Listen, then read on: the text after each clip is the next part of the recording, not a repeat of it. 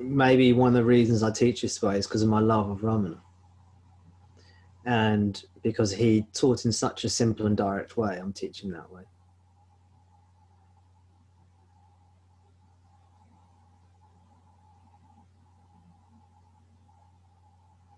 Why do we need a teaching?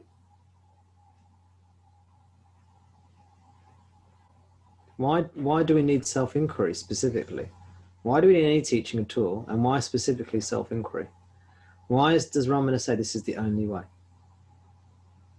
Let me pause for a moment. Guru Vachaka Kovai, the Garland of Guru's sayings.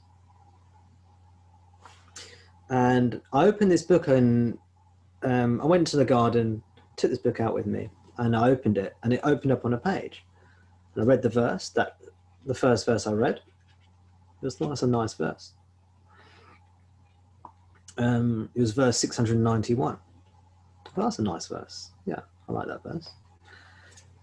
And then the next day I went to the garden, took this book, opened the book, and it flips over on the same page again. I looked at the same verse. I thought, okay, I like that verse. That was the same verse I read yesterday. Okay. Let me read it to you. Verse 691 goes like this. What is the power of yoga? What is the power of yoga? The ending of all knowledge gained through the false senses, and the stilling of the ego mind's restless movements, and the clear presence in the heart of the brightness that no eye can see, and the music that no ear can hear. What is the power of yoga? The ending of all knowledge gained through the false senses, and the stilling of the ego mind's restless movements, and the clear presence in the heart of the brightness that no eye can see, and the music that no ear can hear. What is the power of yoga? The first section of the verse answers the question, says, the ending of all knowledge gained through the false senses and the stilling of the ego mind's restless movements. So that's negating something. You see, the first verse is telling you what yoga is negating. What is removed. It says, it's the ending of all knowledge gained through the false senses. Yeah? So normally we're awake, we're gaining knowledge through our senses. Oh, look, I'm in a room. Oh, look, I'm talking to people. Oh, look, my name is Tom. I've got this body. Your name is such and such. You've got that body. This is all knowledge through the senses. The first part of the verse is saying it's the ending of that knowledge through the senses. Or he calls it the false senses. And the stilling of the ego mind's restless movements, meaning the thoughts. So it's the ending of what we call outer knowledge, which is knowledge of the world, and ending of what we could call inner knowledge, which is thoughts, feelings, sensations, our so-called inner psychological world, you know? So that's what's negated by yoga. That's what's removed. And then the latter half of the verse, the latter part of the verse, tells us what remains, which is the self. And he calls the self this. He calls it the clear presence in the heart of the brightness that no eye can see and the music that no ear can hear. He's saying it's the presence of something that's formless. You can't see it. It's there. He calls it the brightness that no eye can see. He calls it a brightness because it's something wonderful. Bright meaning wonderful. But you can't see it like you can normally see a brightness. So it's obviously a metaphor because words can't put it into, you can't put it into words. And this is the music.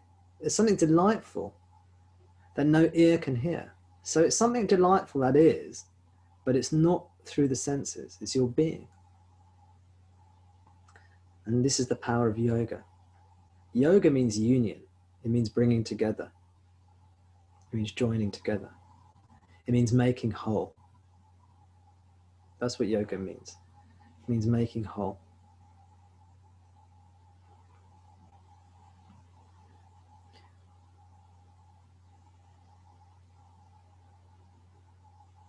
So this is the method.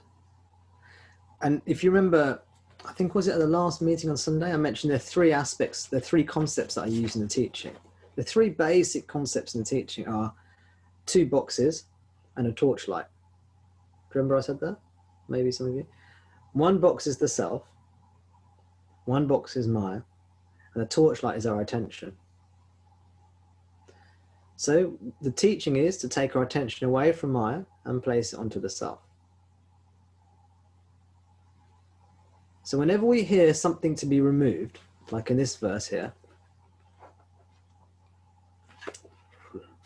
ironically, I've lost it now, you know, even though I opened it twice last time on the same page.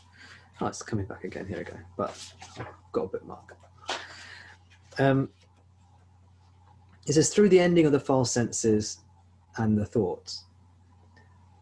So if something's been removed, if we go back to our 3 concepts model of self-inquiry, 2 boxes and a torchlight, anything that any teaching or verse is talking about being removed, they're talking about Maya. Do you see? And then if something's gained, like the bright light that cannot be seen and the music that no ear can hear, so what on earth is he talking about? Well, let's go back. If we're not sure what a verse means, you just go back to your 3 concept model. So, oh, that must be the self. Sometimes the teacher will say you have to restrain the mind or focus the mind on the reality. So again, what's he talking about? Let's go back to our 3 concept model.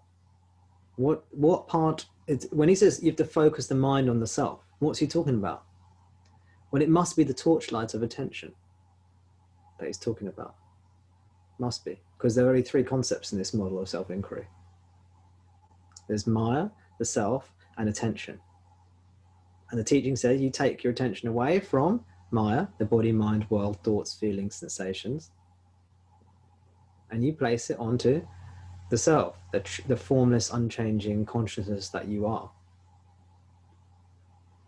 So if it says, if the text or the verse says the mind must be retained somewhere, when they're using the word mind, in that context, they're talking about not thought, which is Maya.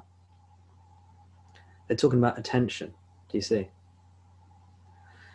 The reason I'm telling you this is that whenever you're reading one of these verses from Ramana or a text from Vedanta, and you're not sure what it means, that's a little guide for you. You can think, there's a 3 concept model. What part of this verse is referring to the self? What part of this verse is referring to Maya?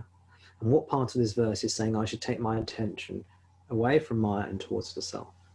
You can always think of it in those terms. And some verses will only deal with one of those 3 concepts. And some verses will deal with 2 or 3 of those concepts. That's a little helpful aside. Well, I hope it's helpful. Just a way of interpreting things, keeping things simple. So if someone said, if you read a passage and Ramana says, you need to abide in the heart,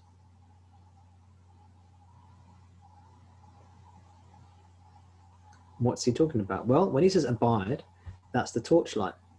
That's your attention. He's not saying the body-mind has to dwell in the self. He's saying your attention has to go there. When he says you have to abide in the heart, what's the heart? The heart must mean the self.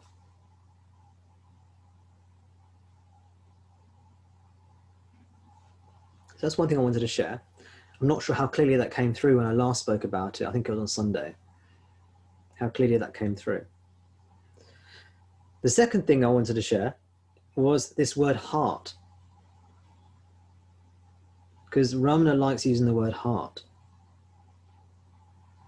when he's talking about the self. That when he says the heart, he means the self. But whenever you hear the word heart, I don't know about you, but I often think of the organ, the heart, or I think of that red shape, you know, the heart shape. But the heart in this context means the essence or the core, you know. There's a phrase in English, the heart of the matter. Let's get right to the heart of the matter. That's not talking about the pumping heart organ or the heart shape. It's talking about, let's get to the essence, the core. Let's get to the real heart of the matter, the essence, the core, the central thing that we need to talk about, that we need to discuss. Let's not beat around the bush. Let's get to the heart of the matter, the core, the essence. So whenever we read Ramana talking about the heart, think that he's saying that core, the essence. You must abide as the essence. That's your true self, the core, your heart. When you abide in the heart, he's talking about that pure consciousness that is your essence, that cannot be negated. It cannot be removed. It doesn't come and go. That's the heart. And that's why he uses his word heart. If you, every time you read the word heart, you replace it with the word core, or you replace it with the word essence, I hope you'll find it makes complete sense. And it actually feels really nice the way he's saying it. Whereas sometimes with the word heart, it might not make sense. Like, what's he talking about? Heart. So I think if you think of the three concept model, and then if you hear the word heart, think of